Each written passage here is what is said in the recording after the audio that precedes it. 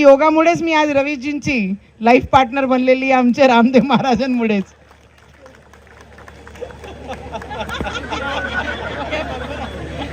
हो, तिथेच सापडली होती रविवाला मी.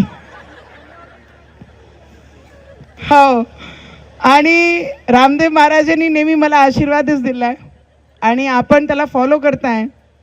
हसण्याची गंमत करण्याची गोष्ट वेगळी. आमची काकूने आता सांगितलं, किरणताईनी, की पैसे गेले तर कमवून घेऊ, पण स्वास्थ्य गेला तर परत आणता येणं कठीण आहे.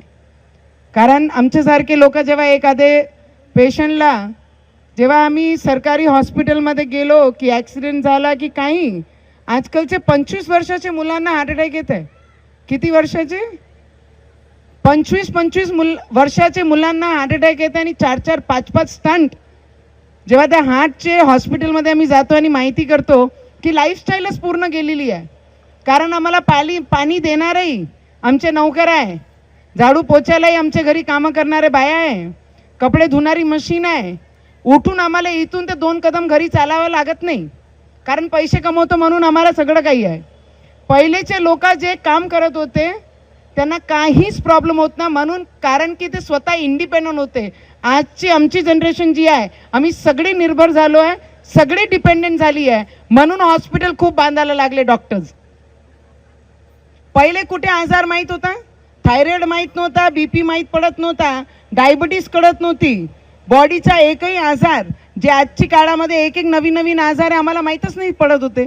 आमचे आजी आजोबांना अजूनपर्यंत बीपीच्या गोळ्या नव्हत्या. 40 वर्ष लागलं, डॉक्टर म्हणते बीपी वाढला, बीपी घ्या. त्याच्यापेक्षा तर योग करणं कधी पुरते. 1 तास योग केलं तर औषधं खाणी लागत. एकाने खूप चांगलं म्हटलं की म्हणे, जेवण जर औषध सारखं घेतलं तर औषध जेवण सारखं घ्यायची गरज पडणार नाही.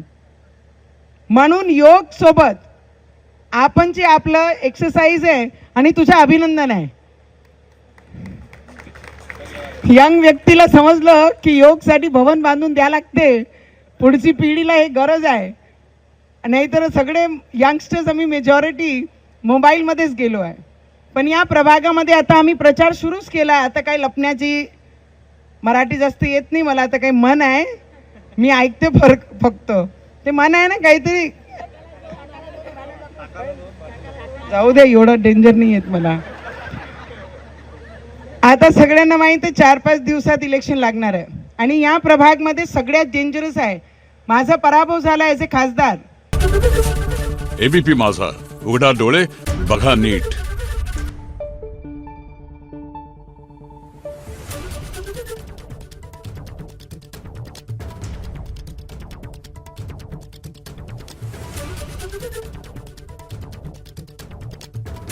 Thank you.